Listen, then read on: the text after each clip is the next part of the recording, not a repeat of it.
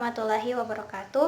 Perkenalkan, nama saya Armita Cahyani Suwardi dengan stambuk J1A 118297. Di sini saya sebagai moderator yang akan memandu jalannya presentasi pada kelompok 7.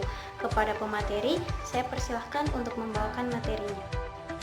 Wabarakatuh. Perkenalkan, nama saya Siti Alifa Rofi'i dengan stambuk J1 118262. Di sini saya akan menjelaskan tentang cara pengukuran mutu. Cara pengukuran mutu layanan kesehatan itu diukur berdasarkan perbandingannya terhadap standar layanan kesehatan yang telah disepakati dan ditetapkan sebelum pengukuran mutu dilakukan.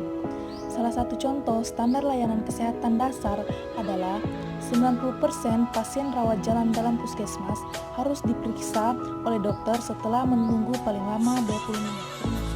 Di sini saya akan melanjutkan materi yang dibawakan oleh teman saya, yaitu pada awal upaya pengukuran mutu layanan kesehatan oleh Donna Bedian pada tahun 1980 mengusulkan 3 kategori penggolongan pelayanan kesehatan, yaitu yang pertama ada standar struktur, yang kedua ada standar proses, dan yang terakhir ada standar keluaran.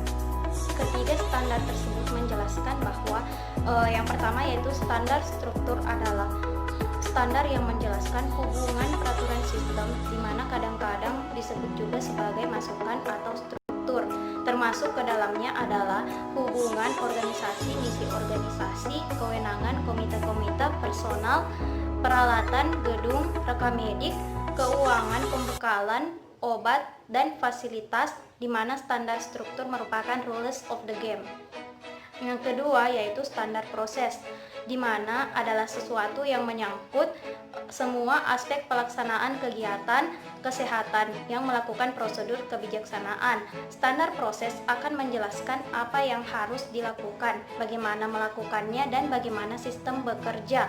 Dengan kata lain, standar proses adalah playing the game.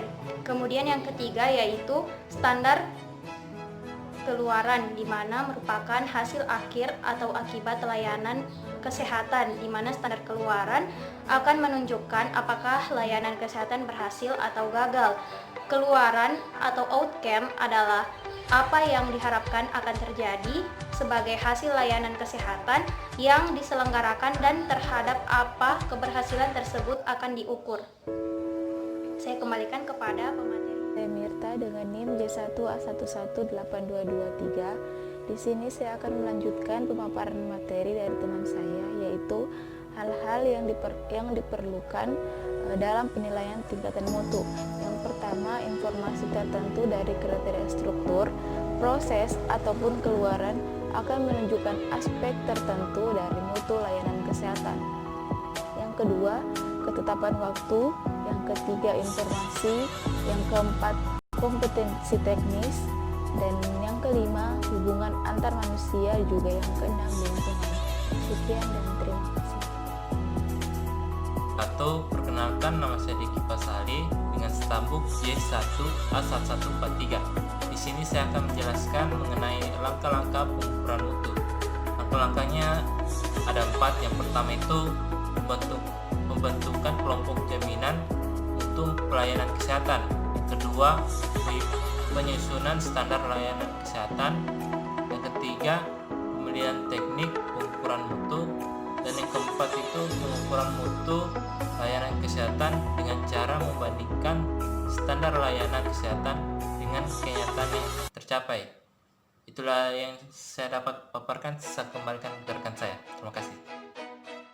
Adapun cara pengukuran interaksi petugas kesehatan, informasi ataupun lingkungan.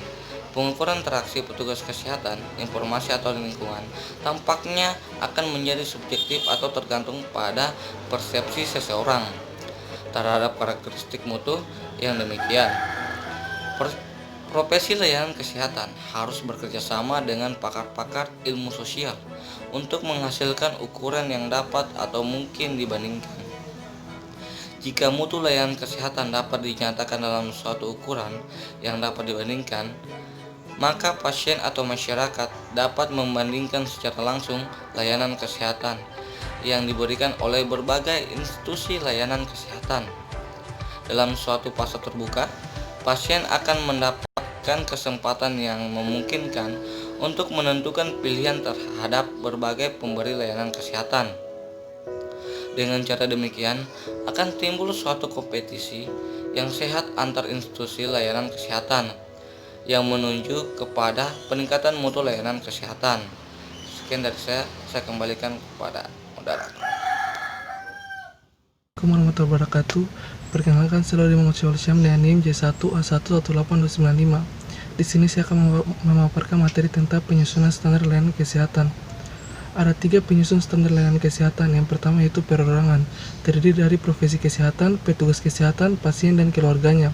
Kemudian yang kedua, kelompok, terdiri dari kelompok profesi kesehatan, organisasi profesi kesehatan, lembaga konsumen, LSM, masyarakat politisi, asuransi kesehatan, dan komite akreditasi. Kemudian yang ketiga, otoritas kesehatan, terdiri dari tingkat kabupaten atau kota, provinsi, nasional, dan internasional atau WHO. Hasil presentasi dari kelompok kami. Apabila ada kekurangan di dalamnya mohon dimaafkan. Wabillahi taufiq wal hidayah. Wassalamualaikum warahmatullahi wabarakatuh.